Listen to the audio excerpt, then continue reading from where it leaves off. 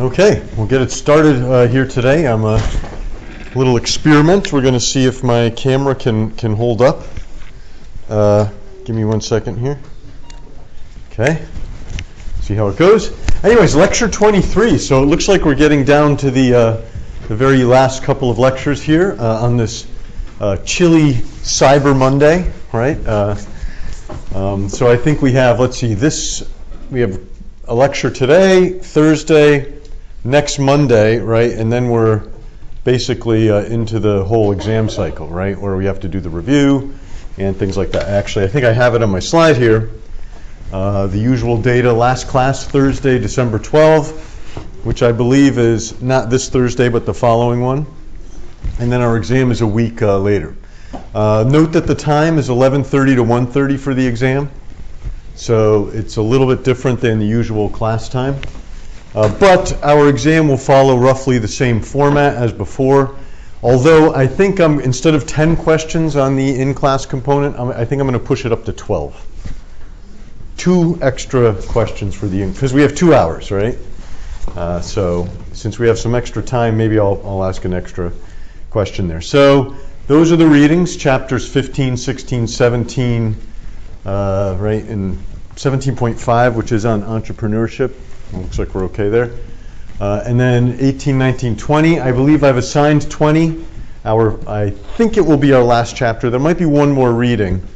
If we get through the macroeconomic stuff in good order, I might be able to do one extra lecture on a special topic. So we'll see about that. Okay. So where are we and what have we been talking about and all that stuff? Well, we've been talking about macroeconomic modeling, and you can think about this in a couple of ways.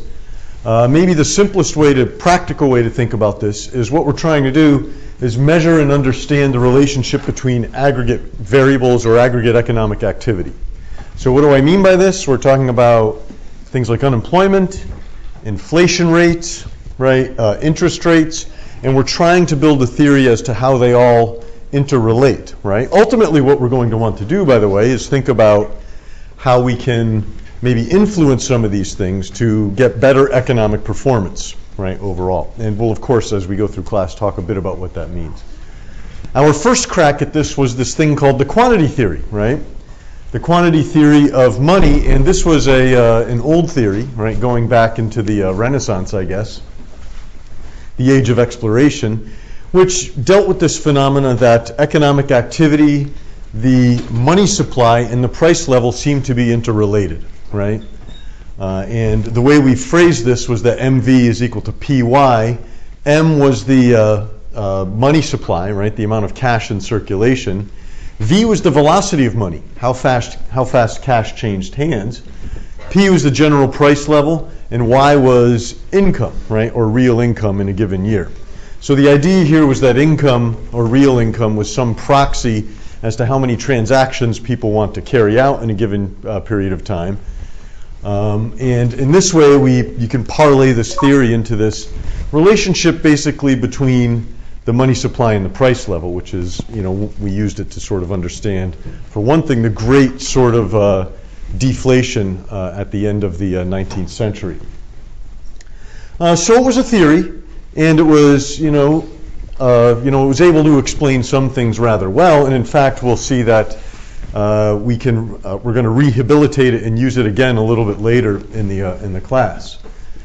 Okay, so that was a theory. Well, I guess more expansive theory that we've been constructing is the so-called aggregate demand, aggregate supply model, right? One of the nice things about this is we can leverage our previous work that we've put into understanding demand and supply, and we can build it into a picture as to how with a couple of bells and whistles, as to how the economy on the whole works, right? And so here, instead of having quantity and price, as you would have in your typical demand and supply model, we have this thing called aggregate output, which is like quantity, and a price level, which is, like the overall price level of some index, like a consumer price index. So going back up to the top of the slide, this is a little bit like what I mean when I'm talking about measurement right, and theory sort of maybe being more, you have to kind of keep the two together here a little bit more than you might, because you have to think about what a price level is, right, or what it means to talk about output in general, right, as you sort of discuss all of these various things. And so one of the things that we did, and I'm going to highlight this today, it's important that you understand this or keep this in your mind, is that we really, when we wrestle with this model, we break prices into two categories, really, right? Whether or not that's actually possible in practice, probably not so cleanly, right? But it's important for the whole intellectual exercise that you think about prices as consisting of output prices, right? Those are things that you buy and consume as consumers, and input prices, right? Wages, things like that, right? Rental rates, all of that stuff. So the reason why I just point this out right now is because as macroeconomists, we have to think about these input prices, right, in a different way. But it's also important that you sort of get accustomed to this idea that when you negotiate a salary or a wage at your job, what you're in fact doing is setting a price for your labor, right? And maybe this is kind of, if you think about the circular flow we talked about a long time ago, where on one side we have the stuff that people buy, and on the other side we have the stuff that firms buy from people, right? We're breaking the world into those two things. I was trying to do the former and latter thing in my head, but I got confused. So wages, right? That's what firms buy from people, inputs, right? And wages are other things. Those are the prices, I should say, that firms pay when they buy things from people. Output is the prices that people pay when they buy things from firms, right? That might be one very simple, maybe oversimplified way of thinking about it. So, with those preliminaries in place, we developed this idea of aggregate supply and aggregate demand, right? So given what I said about all these prices, really what we have here is the price that people pay to firms, right? The price of output, the price of goods and services you buy. That's on the vertical axis, the price level. On the horizontal axis is output. And we talked about last time, a week ago before the holiday, how we could think then about this aggregate demand, given your incomes and all of that stuff. At higher prices, right, you pay, at higher prices you can buy less stuff in general. At lower prices you can buy more stuff in general.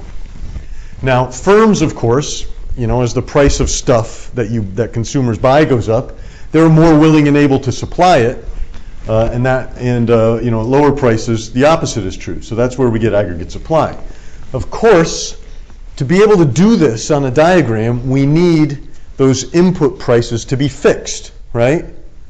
Remember, that's how we got a supply curve in a fixed position.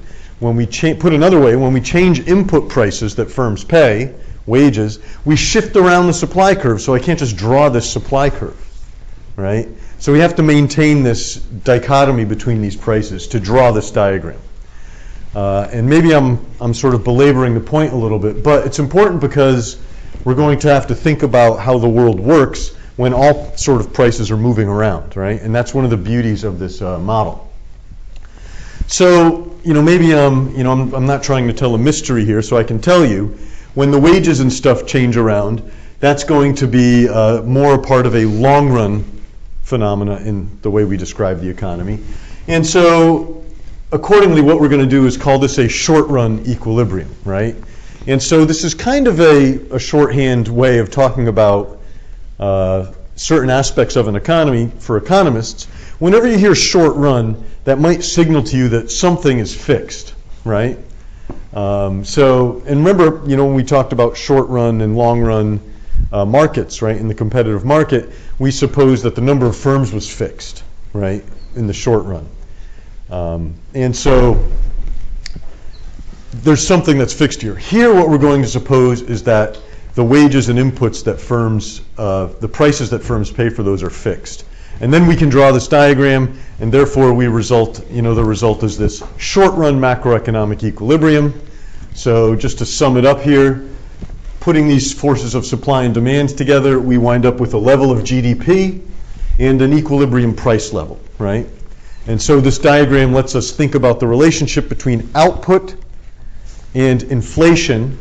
And of course, we also want to think about unemployment. Well, unemployment is kind of the inverse of this, right? This axis. So as we go left to right here, we would think about unemployment as getting very low, right? That is to say everybody's working. As we go in the other direction, unemployment is high because output is low, right? So remember that maybe I should have had that diagram where I showed you how the two are inversely related. High output, low unemployment, and vice versa, right? Okay, so towards a long-run equilibrium, this is my slide title here, and you'll remember we also, by way of thinking about unemployment mainly, right, we thought about this idea that there's this natural rate of unemployment, right? Something maybe hovering around 5%, maybe a little lower. And it was this point at which all unemployment was basically frictional, people moving around between jobs, or it was structural, right? Some things just, some old industries dying off, new industries being born, people moving around between these sorts of jobs. And the result was that we had some natural level of unemployment. And corresponding to that, we might say there's a level of potential GDP, right? When we are at the natural rate of unemployment, we would think about our economy as producing at its potential, right? So that means that with this level of unemployment, there corresponds a level of output. And as with any graph that we have here, we can just take, if we want to denote some fixed level of output, we just take that level of output and we draw a vertical line there, and that's where our potential is, right? I'll move this before I kill myself.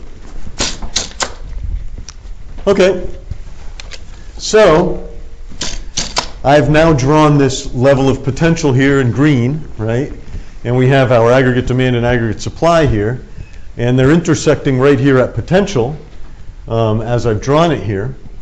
And hopefully you can kind of appreciate what all the, how we did this. But this might beg a question, as much as anything else. It might say, well, Baker, you might say, Baker, why would you have the blue and the red demand and supply lines intersecting so that, in fact, our equilibrium is right at potential, right? Why would I do that? Well, it seems like a big coincidence that this might just happen, right? But in fact, what we're going to do is spend a lot of time thinking about the relationship between the short-run equilibrium I described on the previous slide and this value of potential output, right? And these are the questions we're going to want to ask. Well, what does it mean when they intersect at a point, right, meaning the demand and supply, when they intersect at a point that is not at potential? What does that mean, right? What can we expect to happen? What if they intersect at a point lower than the green here, or higher? How do we understand that, and what does it mean? So that's our big question. If and when and why or why not do short-run and long-run equilibria coincide, right? Maybe I've given you a hint here as to one thing that we're going to think about. We're going to kind of picture this as a long-run supply function, right? I've even labeled it that way, this level of potential. So that kind of signals a certain way of thinking about that line, right? It kind of suggests that in the long run, this is what our economy should be doing, and we can think about it much as we would think about any supply function, but it's a straight up and down line. So that kind of tips a little bit of how we're going to think about it. Okay. Well, one thing we can say, if we're going to draw the vertical line in the demand and supply crossing, well, is we typically observe, and you don't have to do anything other than think about some of those unemployment numbers I've shown you over time. We usually observe that GDP is typically near, right, but not always exactly at potential GDP, right? So unemployment, we know, is typically close to, but not usually right at its natural rate, right? Remember those graphs I showed you where unemployment is high or it's low or whatever, but the interesting, maybe one interesting thing about that is unemployment is, it's 7%, it's 4%. The natural rate is 5%. One interesting thing to note about that is that 7% is still kind of close to 5%, right? Even when unemployment goes up and we say, oh, unemployment is high, it's still, it's still fairly close, a couple percentage points away from the natural rate. It's not 70%, right? Of course, if you look at some countries around the world, you can often see numbers like that. But our economy typically, the natural rate hovers pretty close to its, the actual rate hovers close to the natural rate. The same is true of GDP and potential, right? And so I've kind of drawn that on this diagram here where you can see the darker line up there has our actual level of real GDP, and then the orange line is what we think potential GDP is, and it's close, right? It looks like, the real GDP kind of fluctuates around the potential GDP, which is interesting in and of itself, right? That it's close. It's not just going off in its own weird direction. There's almost a gravitational pull, right? An orbit around the real potential GDP. And so here's just the difference. The graph here is the difference. And so the way we're going to think about it is if you look at so you see the gray bars where the darker line goes down, right? And we're clearly below potential GDP. We'll think about those sorts of points as situations in which our aggregate demand and aggregate supply intersect at a point below potential, right? So each of these points along the darker brown line coincide with some point or some situation in which the aggregate demand and aggregate supply here intersect, but it's not quite at potential. So this graph, by the way, is done in terms of, you can see here the difference between potential and actual. You call this the output gap, right? That's a piece of lingo that you'll sometimes hear. Let me check this and see if it's, okay. The output gap. Pursuant to all of that, like if you look at my diagram here, you'll see that the gray bars, this is our last 20 or so years of a GDP history. You'll see the gray bars there are the big recessions, right? Those, of course, are points where we have a big downturn in economic activity, or as we understand it, a significant negative departure from potential GDP, right? And if you want to think again, or a little bit further about what that means, when we're far below potential GDP, we're far above the natural rate of unemployment, right? So that's what happened in those two gray periods there. The first one is the dot-com bubble bursting, right, where the stock market, tanked. And the second one is the prime mortgage meltdown thing, where, again, the stock market tanked. And so one thing that you can also store in the back of your mind is that these downturns seem to have emanated from some sort of financial market, meltdown, for want of a better word. Be that as it may, right, the gray bars here are points where we are in clearly a recession, right? So how do we understand this? Well, this is how we think about this in terms of our diagrams, right? The real world is crazy, everything's fluctuating. Well, we boil it all down to this situation where, okay, in general, we can think about it this way. Here's potential. What's happening in our economy is aggregate demand and aggregate supply are now intersecting at a point below potential, right? Our economy in general has settled at this point below potential. So, all right, I guess that's not really an explanation, it's an illustration, right? But I haven't explained to you why this happens. And that indeed leads to this big question. Why does this happen? How does our economy suddenly wind up intersecting at a point below potential, right? Demand and supply. Okay. And that is a little bit related to this question as to, I've been maybe trying to emphasize this as I've talked about other stuff. Here we have a recession, so it's interesting to note that demand and supply cross there, but it's also interesting to note that it's still usually the intersection is close, right? If not exactly, it's not way down here or way up there, right? One clearly has something to do with the other. So, anyways. we think about, as we sort of think about those two gray periods here, right? You might think about that, those two points where we're way below potential being like this. Well, it doesn't take much of a leap of imagination to think about the other case where, when we're above potential, we have this situation where aggregate demand and aggregate supply are crossing at a point higher than what our economy is capable of, right? So maybe just to once again say this, maybe I'm boring you here a little bit, but this is a case where unemployment rates are unusually low, right? Lower than the natural rate, right? But still, we go above, we go below, but we stay around, right? Potential. Okay. So let's think about this, and let's think about why these fluctuations maybe occur in practice, right? If we want to explain, these phenomena, we need to have some fundamental root cause. And going back to the birth of macroeconomics, right? It all started with John Maynard Keynes, right? And John Maynard Keynes was, of course, wrote his famous book, The General Theory of Employment, Interest, and Money. He wrote it in the 30s, and of course the big economic phenomenon then was the Great Depression, right? Okay.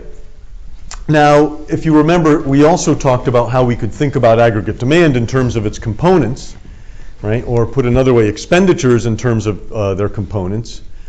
And we broke down aggregate demand into consumption, investment, and government spending, right? Now, to Keynes, the reason why he did this was, because he wanted to sort of be exhaustive, but also wanted to point out the problems and the solutions, right, that could occur with aggregate demand. So to him, investment was the problem. And in a nutshell, his basic idea was that investment was a somewhat wild variable, right? Investment expenditures by firms was a little bit volatile, as maybe the economics lingo goes. Well, why is this the case? Well, because it's so forward-looking, right? You think about your business and you're trying to decide if you're going to spend some new money on a new plant, on a new technology, all of these things. What drives that decision? Well, ultimately it's about what you think is going to happen in the future, right? You have to predict off into the future, in some cases many years, in some cases decades, right? To determine whether or not this investment is going to be worth it. And so these future expectations are subject to whims and fancies, and they can go up and go down, and they have all these weird sorts of attributes. Long story short, Keynes felt that, well, if people have excessively negative expectations about the future, well, this will lead to a very severe shift back in aggregate demand. I'll put it that way, right? So when people feel bad about the future, this should shift back aggregate demand. Of course, if you just think more mechanically about this investment, it could be the case that this has secondary effects. Poor expectations lead to some, sell-off, as the lingo goes, in financial markets, or some sort of crisis in financial markets. Financial markets collapse, and that sort of goes along with this fall in investment expenditures, right? And so one thing that's nice about this is a pretty good explanation for the Great Depression, right? Where we had the stock market crash. But it also seems like it works pretty well for those two gray-barred episodes that I had on my slide, right? The dot-com bubble bursting, where everybody suddenly wondered if the firms were really worth what we thought they were, the AOLs, right, of the world. And also the mortgage meltdown thing, where everybody suddenly got very skittish about these subprime mortgages and whether they were truly of the quality we thought. So both cases, weird expectations and wondering about what the market was really like led to some sort of financial market collapse.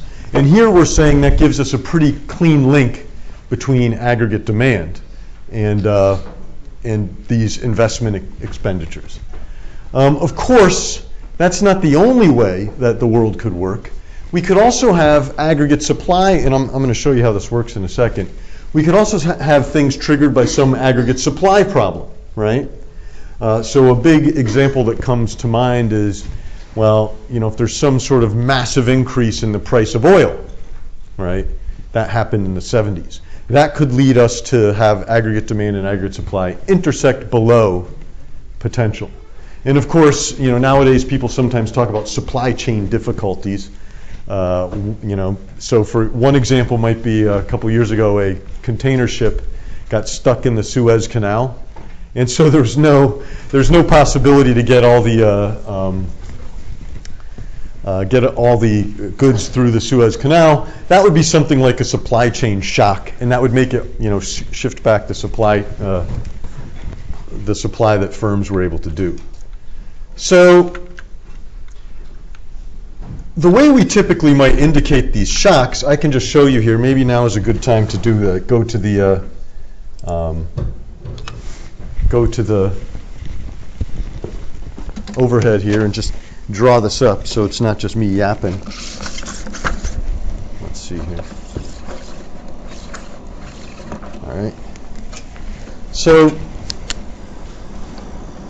if you we'll have Y here, which is our stand-in for real GDP.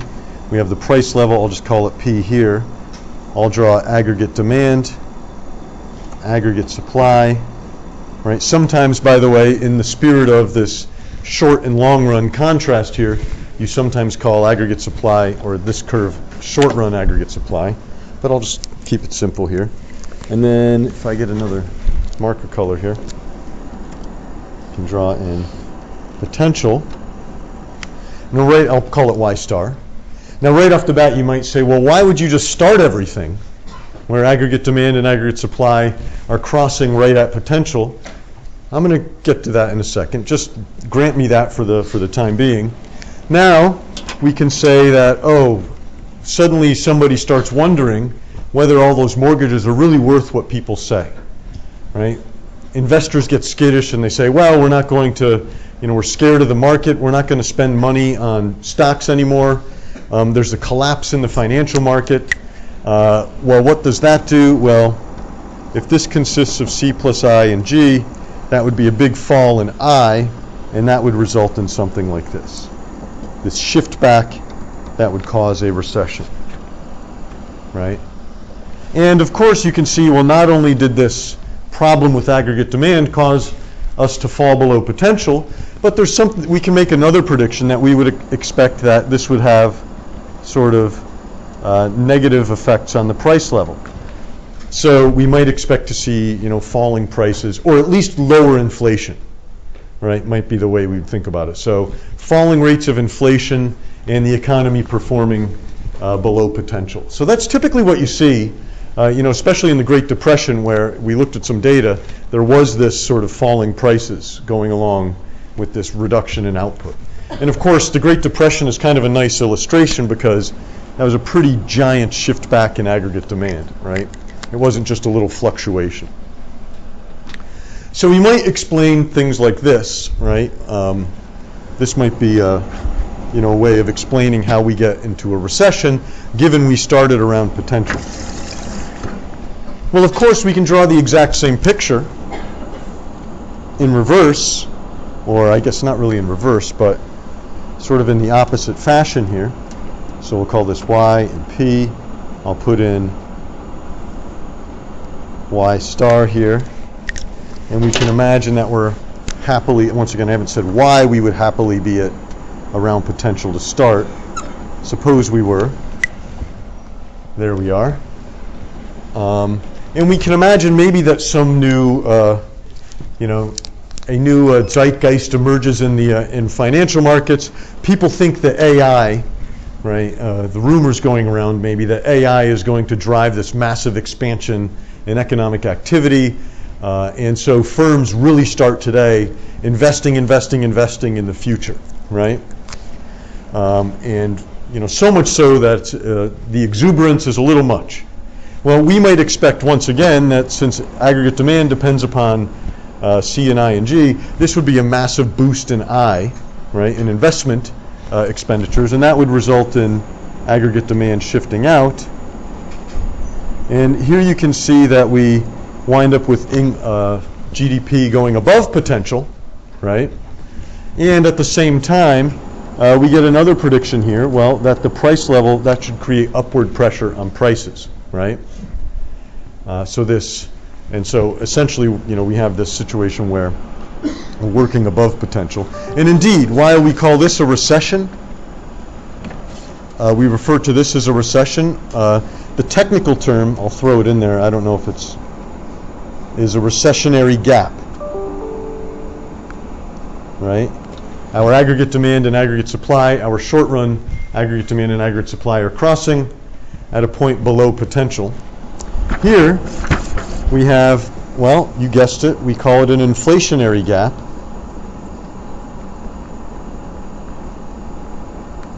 Right? Because demand and supply, short-run demand and supply are intersecting at a point above potential. And you can begin to see this, why we might call it an inflationary gap. Because you can see here that the price level, it looks like, is going up here, right?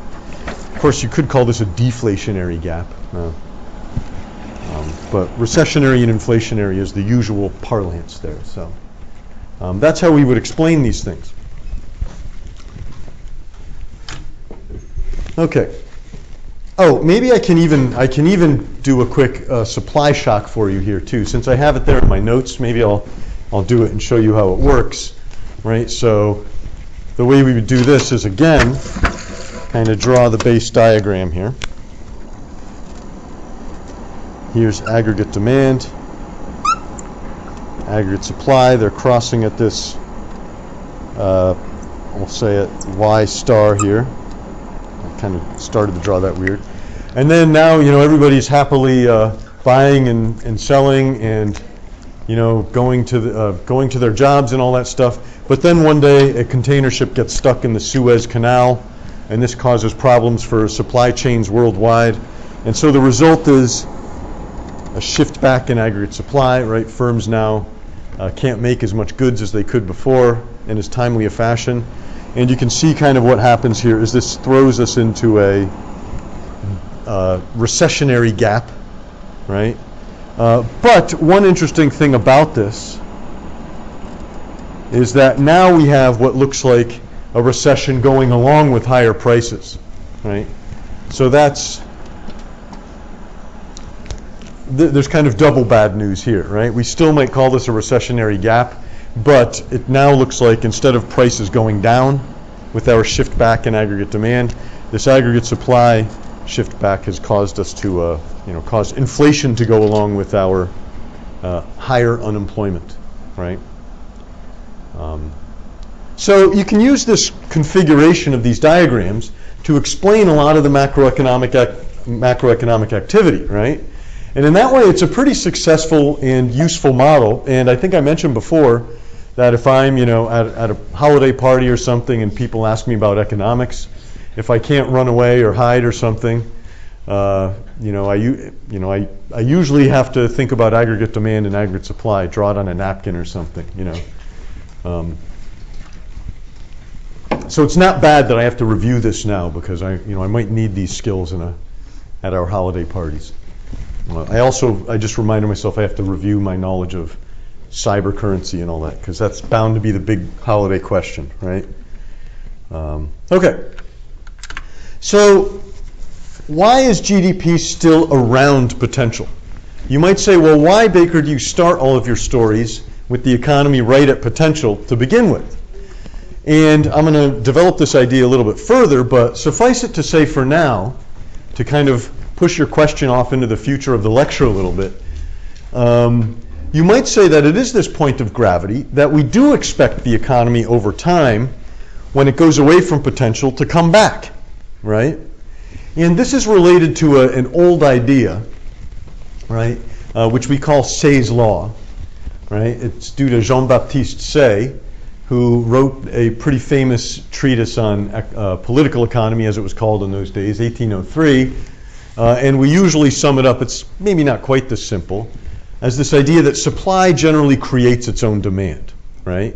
So the idea is that if you have this, fixed long-run aggregate supply, and you think that this is the potential of the economy, that will, in general, create a proportional amount of demand, right?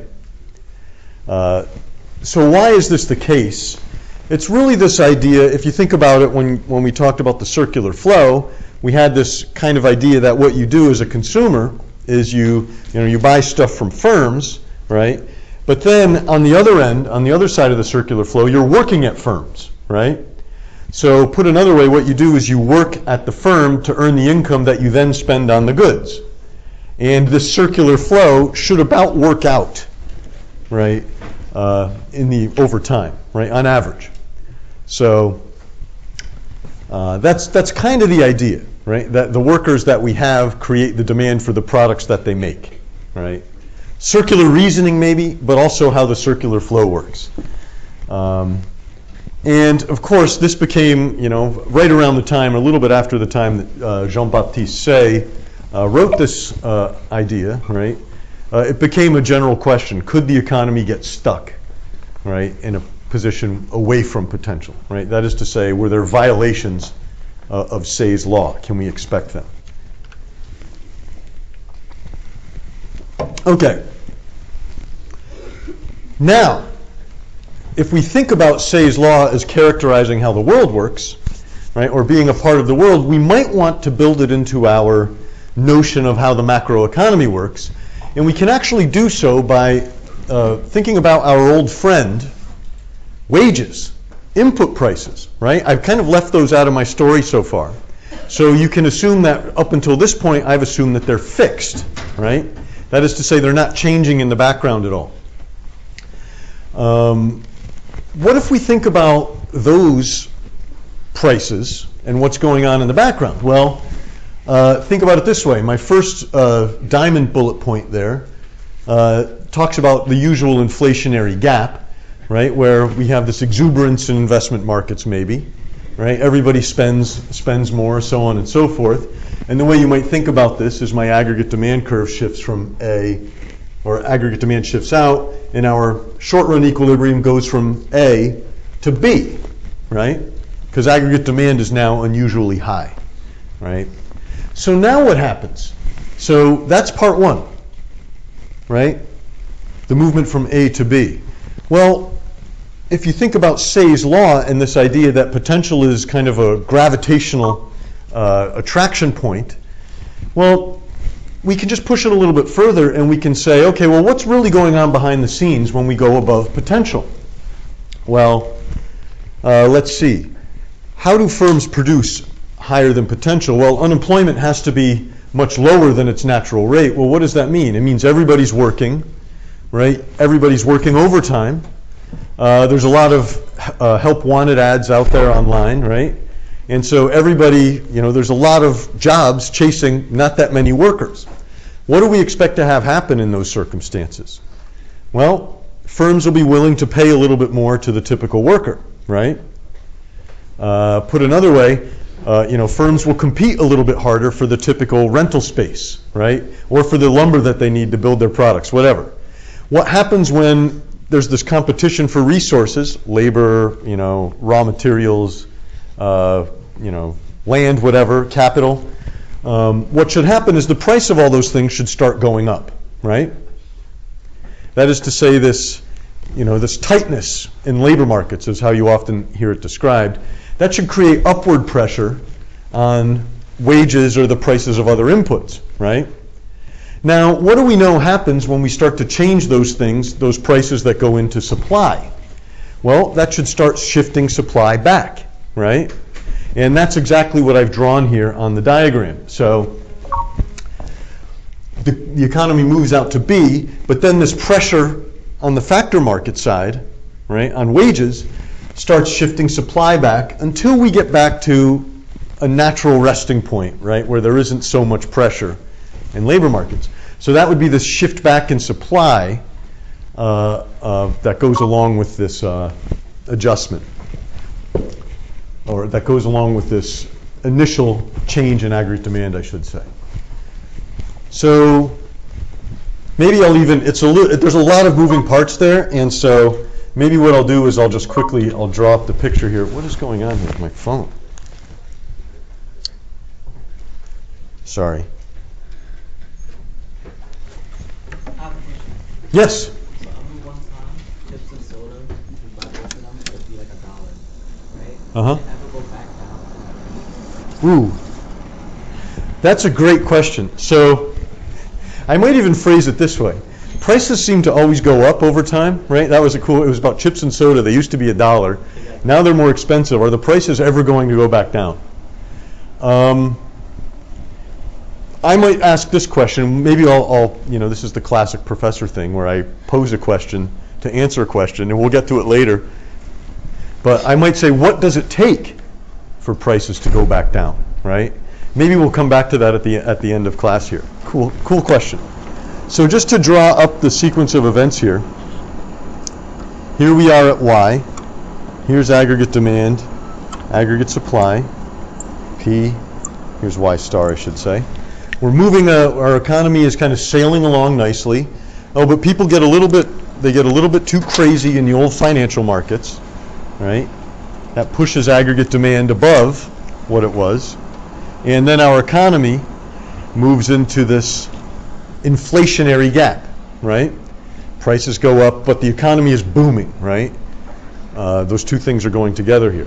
Over time, this introduces or induces a lot of tightness in all of the factor markets out there. Labor, right? Raw materials, capital, land, all of those things. And so firms start, bidding up the prices of those things. And that will result in aggregate supply shifting out. You might even think about this as happening gradually, but that's kind of what we would, the adjustment process. So our economy kind of goes on this swing to this point, and then goes here, right? That would be kind of this inflationary gap and correction, right? In fact, you often see people talk about, we have a boom period in the economic activity, but then after this boom, there's a hangover, and here this part here would be the hangover, right? Where output is falling from its peak, and there's excessive inflation, right? By the way, notice how I just drew a couple of demand and supply diagrams, and then I dressed it up really nicely with some, important sounding words, right? You can do that too, when you discuss these things. Because it's a pretty easy model to have command of all around. So let's see, I think I'm doing okay on time. Maybe I'll try to move a little faster. By the way, another thing you might sort of think about here is that one way of thinking about this is when you're making a fixed wage and the economy is booming, in some sense you can see what happens. Aggregate demand shifts out, prices go up. In some sense, a firm is basically paying you the same amount it was before, but now it's getting higher prices, right? Higher prices for its stuff. So in some sense, the firm is taking advantage of your relatively cheap labor.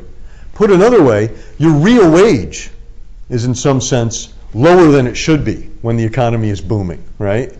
So another way of understanding this adjustment is thinking about your real wage going up to match what you're worth, in effect, right? So for a little bit of time there, in some sense, resources are underpaid.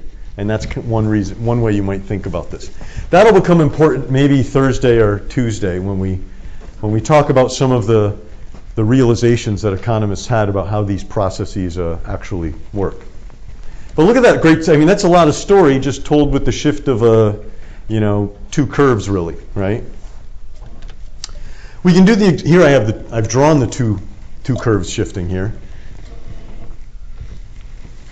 Here we have the recessionary gap, right? So what happens here? Think about the Great Depression maybe. The financial market collapses and we get this, I guess maybe the financial market just goes into a downturn. People get spooked or whatever. Aggregate demand shifts back. We move away from potential to my AP1 here and Y1 on this diagram, right? That's our recession. Well, what happens then? Well, we're just going to tell the same story in reverse, right? So think about it this way. There's, unemployment is high. People are struggling to find jobs and all of that stuff. So, there's empty shop fronts. Capital is being unused. Lumber's piling up. What is the natural tendency to happen now? Well, the tendency is for input prices to start to fall, right? inputs being labor, capital, land, all of that stuff.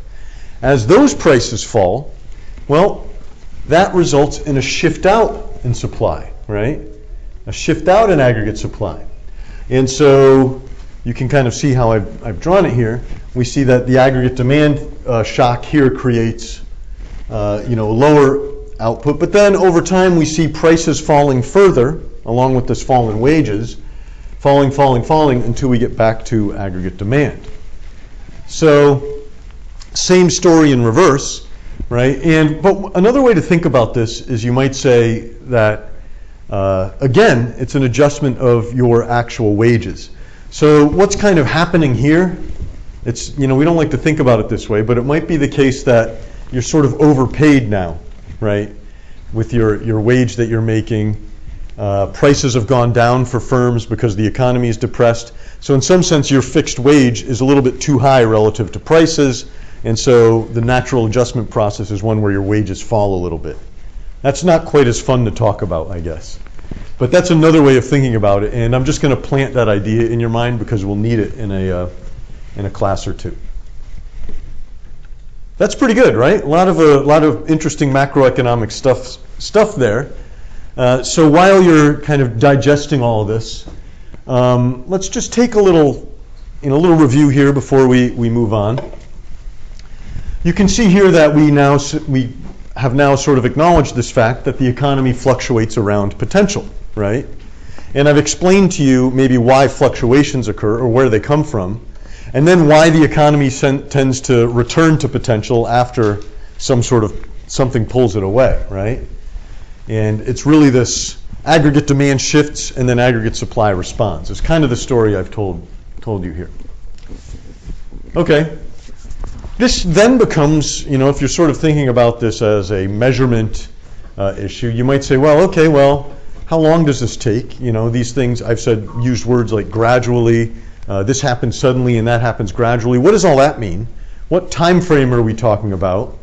You clearly see in the data, we see these kind of cycles like this. And you can kind of see the gray bars are a couple of years, but it looks like sometimes we're above and below potential. You can look at the gap here. You can see here, it looks like we had almost a decade of time where we're below potential. Well, that's a long time for the economy to not be functioning. Let me get back to where I am here. And so we might wonder how long it takes and how it actually happens. And indeed, this is really the window for policy for us, is we can say, well, how happy are we with this natural adjustment process, right? We want our economy to work at potential. How long does it take to get there if we go away from it? And so this, of course, was a big concern in the Great Depression. And Keynes very famously said about this, we're talking about short run and long run here. Well, in the long run, we're all dead. That is to say, if we just wait around for the economy, in some circumstances, to get back to potential, it'll take too long. Politically unacceptable. We want to live our lives. You don't want to hear from me if I'm in charge of the government. You say, I haven't had a job in 2 years. And I say, don't worry, the economy will be fully back to potential in 5 years. You might say, well, that's not great. I just went to college and I paid for this degree. You're telling me I might have to wait 5 years to get a reasonable job? So if we think about that horizon as being unacceptable, then we might start thinking about alternatives. So for example, the Depression lasted, a decade, right? It's not clear if it would have kept going without World War II either, right? It's a complicated subject. The mortgage meltdown I just showed you had a very long period, right? It was like a decade there where we were below potential again. That, you can see the bottom graph there. So we might then say, what can we do in terms of policy, right? And of course, you might even think about these the larger questions here. Is it possible to just have our economy get stuck away from potential, right? Is there a possibility for a general glut? Kind of seemed like it in the Great Depression, right? And one thing that actually, if you look at Keynes's book, he had a couple of reasons for things like this.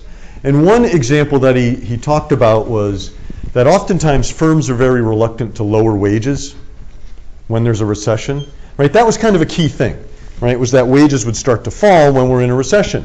And Keynes said, well, there's some reasons why firms don't like to lower their wages.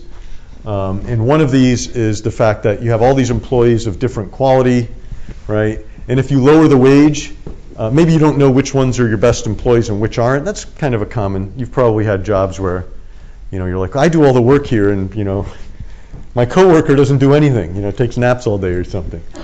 The problem is if your employer lowers your wage, all your good employees find other jobs and you're left with your bad employees, right? So firms might not want to adjust the wages in ways that we like. So they might just be slow to come down. So anyway, suffice it to say then that what we might do is we might have some policy, right? We might say we don't want to wait for the economy to recover. Let's engage in some sort of policy. So typically, we think about most policies that we can employ here as demand management policies. Well, what does that mean? It means we're going to shift aggregate demand. So the idea is to use government to influence aggregate demand, and that will get our economy, boost it, get back to potential, right? When it, and this is like, it's like gardening or something. It's when things aren't going well, or they've gone off track, then we intervene, and otherwise we just kind of let the economy work. It's kind of the idea. So there's two ways we might do this. I'm going to talk a little bit about fiscal policy today, right? And this would be accomplished by changing taxes, right? Spending, all of those things, the fiscal aspects of the budget, the government budget. The other side of the coin, which I guess I found students typically find more interesting, is monetary policy, right? And that has to do with, changing the money supply, changing interest rates, the prime rate, and all of that stuff. What the Federal Reserve is doing and all that, right? And of course, our quantity theory might lend some insights there. But those are the two, right? Two ways of changing the picture a little bit. Okay, so what I'm going to do is just talk a little bit about fiscal policy, and then maybe I can even tackle that question. If we wanted, what sort of fiscal policy could we use, right, to get prices to go down instead of up all the time? And what might we expect that to involve? Anyway, so here's the idea is really, is very, very simple. What do we do, right, when the economy slips into a recession and we think it's lasting too long, or we don't want to wait around for the economy to recover? Well, I've drawn such a scenario here. Aggregate demand has shifted back, I guess. It used to be there where the light blue and red line are intersecting. It's shifted back, so now we're at point A in this recession, right? What we could then do as the government is we could, remember C plus I plus G? In fact, this is why Keynes broke it down this way. He said, I is the problem, C is everything else, and G is then the solution to the problem, right? So he would say, what we should do is just increase G, right? That will increase aggregate demand. So what does this mean? It means that we want to, as a government, spend more money than we were otherwise, right? And so the other thing we might do is also cut taxes, right? The two things will accomplish the same result. A cut in taxes will boost C, will increase the amount that people can spend on things. Well, increase government spending, that's directly increasing spending on things. So that was what John Maynard Keynes felt the government should do. And this, by the way, is something like what we had during the, you can sort of view the whole payment protection plan in the pandemic as embodying this idea, right? The idea was, that wasn't quite a tax cut, but it was this idea that the government is going to spend more money, it's going to just basically, but it was going to channel it through you, kind of like a tax cut. And the idea would be that would prop up aggregate demand when it was really low. And Keynes felt this was, by the way, the most effective way to increase aggregate demand because you could, in fact, inject it directly into the economy, right? You didn't have to worry about whether or not consumers were going to spend it. stuff like that, right? What if you just put it in the bank? Well, that's not a problem if you're just spending it. And so really, you can just kind of say, okay, well, aggregate demand is low. Now we can change aggregate demand by some change in government expenditures, right?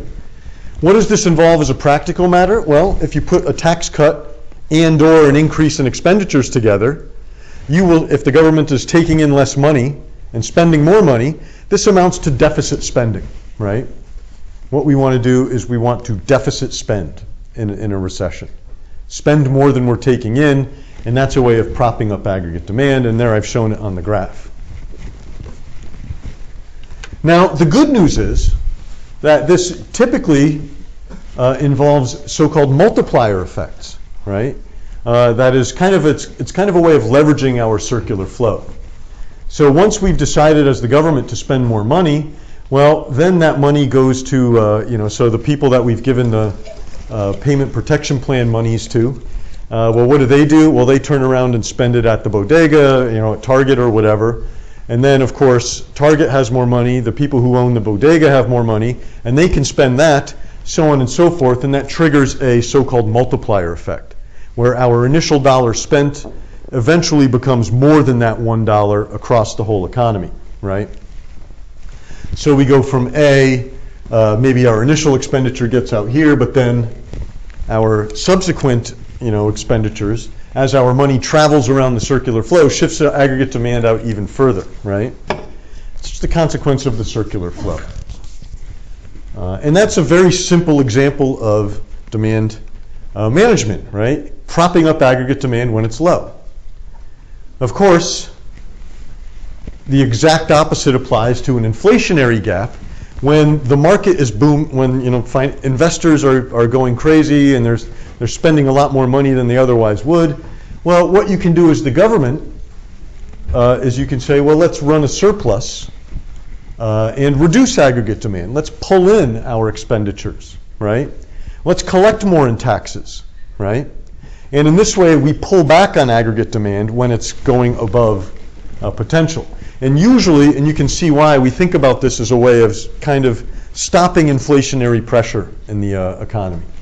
So what do we have here? Here we have my aggregate demand shifting way out. What we're doing as policymakers is subtracting the delta E there, and that gets us to the purple line. But of course, then the multiplier effect kicks in. And then that will hopefully pull us all the way back to a C. And so I've added some other details there. But that's the idea, right? When the economy is underperforming, run a deficit to increase aggregate demand. When the economy is overperforming, as the case may be, increase taxes, decrease government spending, run a surplus, right, when there's too much. Pretty simple. That's the basic idea. Now, the way you might summarize all of this is you might say that when we're doing this fiscal policy stuff, and we're thinking about managing aggregate demand when it's too high or too low, well, there we have it, right? Surpluses and deficits, pull back or push forward on aggregate demand. There is some good news here, and that our economy actually has a bunch of features that kind of do this automatically, right? So-called automatic stabilizers. So one example is unemployment insurance. So the way that works is, when, you can think about why is it a stabilizer here? Well, what happens when a recession comes along, right? Aggregate demand is low. People get fired, right? People lose their jobs and all of that stuff. They go get unemployment more so than they would under normal conditions, right? Well, the government has to spend this money and, pay these outlays. And so what happens is the government automatically runs a deficit because there's more unemployment, right? There's more unemployment insurance expenditures. The same is also true of things like welfare and food stamps, stuff like that, right? People use those things more heavily in a recession, and so the government quite naturally runs a surplus or a deficit, when the economy slips into a recession. And of course, the opposite is true when the economy is booming. There just aren't as many outlays for these sorts of things, and so the government collects, the payments into the program without maybe spending as much paying out. And of course, tax brackets do this as well, right? So when the economy is booming, we're all making a lot of money, maybe we move into a higher tax bracket. Well, you pay more proportionally than in taxes, and that's another way that your taxes go up automatically, right, when the economy goes into this boom period. Right.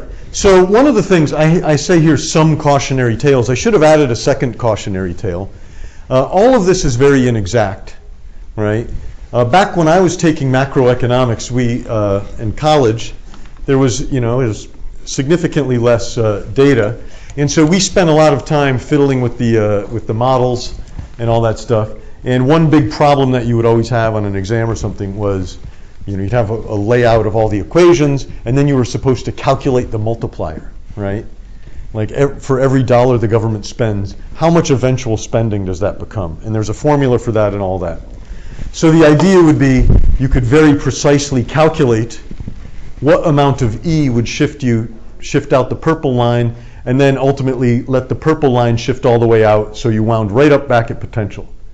We thought it was very scientific. It's not, right? And maybe you can even see this we had this big stimulus expenditure not too long ago, and there's all this argument in the papers. Is it big enough? Is it too big? Is it too small? Nobody really knows, right? We know that, so it's a blunt instrument, this aggregate demand management, blunter than we like to pretend. And there's a lot of leakages, right? What if people don't want to spend the money that you've given them, right? That's a little bit or spend it all. That's a little bit of a leakage, right? So your multiplier, the size of the effect, put another way, is not very easy to calculate, right? So it's more of an art or a feeling than an actual science. But you get the principle, hopefully. Okay. Now, the way I might say all this is that if you want to think about whether or not policy is useful, or something we should do, or something we shouldn't do, or whatever your argument is, I know you probably wanted a scientific answer here, but I can tell you it's almost a question of how you feel about time and how you feel about, your faith in the whole process. So how long is the economy going to take to recover naturally, right? When there's some sort of perturbance to aggregate demand. Is it a year? Is it 5 years? It's hard to say, right? You don't know. And then, of course, there's this issue of faith. How well do you think markets work in general, right? Are markets good at allocating resources? Are they bad? Are they slow? Do they react quickly? We've talked about how wages adjust. Well, I don't know, right? Once again, and so you'll see, this is one reason why we have these arguments every time there's this macroeconomic, episode that comes up. Some economists say we should intervene. We need to have a big stimulus expenditure package. Other economists say, well, we don't need to intervene. We need to just let the economy work it out and recover naturally. And it so happens that you can almost predict the political leanings of the respective sides, right, based on their impressions of what to do, right? Or even in the way some will say, well, we should have a tax cut. Others will say, no, we should have more government programs or more expenditures, right? And those are two ways of what, in theory, we're, of accomplishing the same thing. Now, one thing we can do is we can even think about, we can call this a brief exercise in taking our medicine. We can think about what it might take to get that bag of chips and soda, the price to come down to $1 again, using these tools, and kind of, in a way, binding everything we've said in the lecture together here. So here I'll have potential, right? Aggregate demand. We're imagining we have aggregate demand and aggregate supply like this. Here's our price level. In some ways, the question was, well, this P, it's now higher than it was before. Maybe we would like to bring it down, right? So here would be my suggestion, right? Is what we could do as a government is we could think about all of these diagrams, the natural adjustments, and aggregate demand management. We might say, okay, well, let's suppose we have to get that price down. How about the following? What I'm going to do is propose that we reduce government expenditures and increase taxes on people. What is that doing? That's putting the brakes on the economy, right? Causing a recession. So suppose I do that. we cause a recession by using our government policies, right? And now what do? We wait, right? We wait. So what do I mean by that? I mean, now that we've caused this recession by decreasing expenditures and taxes and all of that stuff, we can now wait around, and our theory suggests that what will happen is aggregate supply will start to respond, right? Wages and everything will start to come down. And so, I tried to draw it like that. We expect that our aggregate supply curve will slowly shift out as our market adjusts to this recession. So, we can cure the high prices by inducing a recession and then letting the recovery happen, right? That doesn't sound, I mean, that might not sound great, right? If you want to, if you think about all of we've caused a macroeconomic problem and then waited for for things to respond. But this is very much what happens. I can give you two examples. One example was in the period 1980s, right, early 80s, when we had long rampant inflation through the 70s, and then our Federal Reserve came in and said, we're going to stop inflation, and that was monetary policy, but the principle was the same. They shifted back aggregate demand. It caused a recession, in effect, right, in the early 80s. And then the economy slowly recovered over the subsequent period. So another example of this is if you've been following political events in Argentina, right, where now sort of a new Milei is, I guess, in charge of Argentina these days. And he has some of these policies which are, based on reducing the size of government. That's part of it. But one of the impacts of this is that you're spending, if you fire a bunch of government employees, you're spending less right? Or you're giving people less money. And so that actually shifts back aggregate demand. And the expectation is that this should have some recessionary pressure. Whether or not that happens is there's actually some interesting asides to all of this that we're going to have to think about. And these you can classify under realizations economists had when theory confronted reality. And so I think what we'll do going forward is we're going to talk about monetary policy next time, right? What is the Fed doing? How does it manipulate aggregate demand? And maybe even why might we prefer to let the Fed do the job rather than the federal government? Different things, right? And of course, along the way, we'll talk about interest rates and how we can fold that into our model. So we'll do that next time. Have a good day, and I'll see you Thursday. All right.